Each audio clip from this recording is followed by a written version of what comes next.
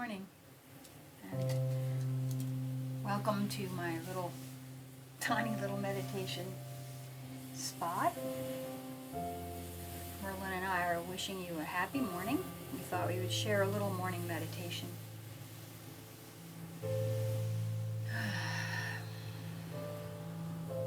Today is April 20th. It's absolutely the year anniversary of when many people were in or going into lockdown last year. Lockdown. It's powerful words. I was thinking about that this morning. And thinking a lot about the opportunities that exist when something shifts and it seems so radical, different, uncomfortable. So I thought I would start with a little reading from one of my favorite books of all time. It's The Color of Light. It's a daily meditation book. This book has been following my life for years, but I actually wrote in it in January of '96, but I had been reading it for quite some time before that, I believe. Every day has a quotation and then a little reading and an affirmation for the day. So today, April 20th, starts with a quotation from Ram Dass. Compassion means, as far as I understand it, the ability to see how it all is. As long as you have certain desires about how it ought to be, you can't see how it is. Ram Dass. AIDS is teaching us compassion. This book was put together during the compilation was put together during the HIV and AIDS epidemic.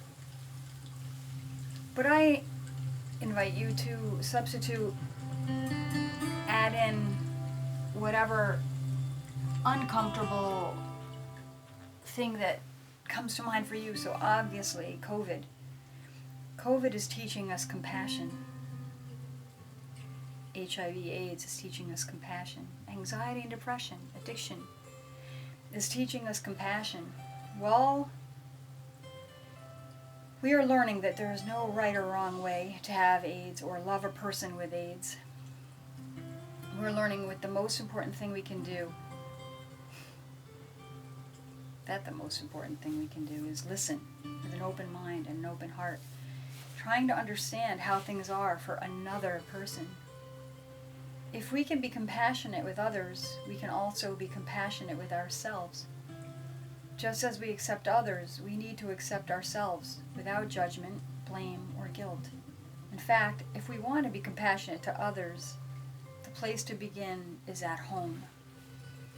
As we accept ourselves unconditionally, we find it easier to do the same for others.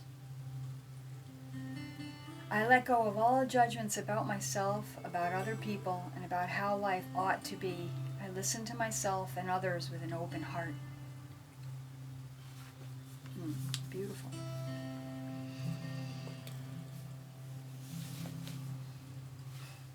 Such a great reminder, and yet this is the exact thing that I think it just as human beings we struggle with. So one of my all-time favorite teachers, Buddhist teacher, Pema Chodron, and I'm going to do a little reading from her about, maybe relatedly, how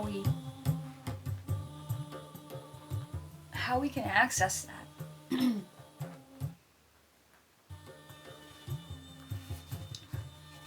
From the Pocket Pema Chodron.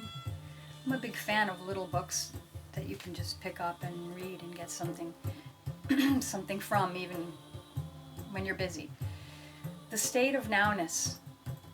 We are given changes all the time. We can either cling to security, or we can let ourselves feel exposed as if we had just been born. as if we had just popped out into the brightness of life and were completely naked. Maybe that sounds too uncomfortable or frightening, but on the other hand, it's our chance to realize that this mundane world is all there is, and we could see it with new eyes and at long last wake up from our ancient sleep of preconceptions. The truth, said an ancient Chinese master, is neither like this nor like that. It is like a dog yearning over a bowl of burning oil. He can't leave it because it's too desirable, and he can't lick it because it's too hot. So how do we relate to that squeeze? Somehow, someone finally needs to encourage us to be inquisitive about this unknown territory and about the unanswerable question of what's going to happen next.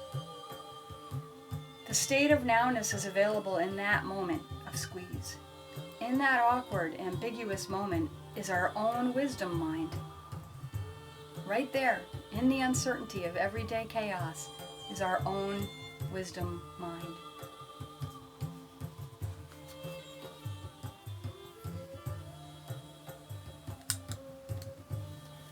So let's sit for a few moments. Just certainly use whatever practice feels right to you. I'm going to do a very basic shamatha sitting, gentle abiding in this present moment. In this approach, I'll keep my eyes open and my gaze will be at the floor in front of me. And I'll just notice my mind and my thoughts. And when one arises, label it thinking and let it go by coming back to my breath, counting my out breaths. When I reach 7, I'll just start at 1, and if I get distracted or lost, should I say when I get distracted or lost, I'll just return to 1. No problem. This is the practice. Over and over, gently coming back to now. So those of you who would like a longer meditation, this is going to be a very short one, just a few minutes. You can hit pause and sit for as long as you'd like.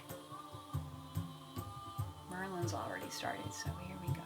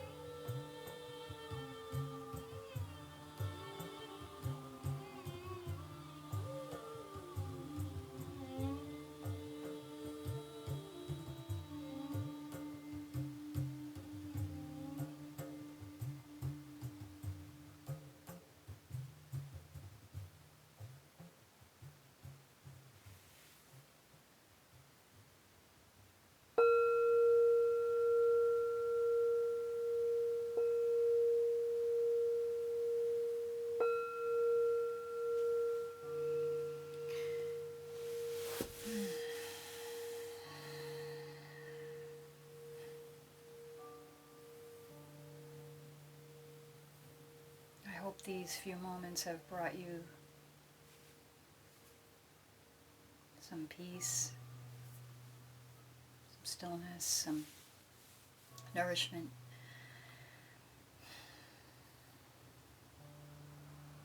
And I look forward to seeing you again. Many, many blessings and much joy to you.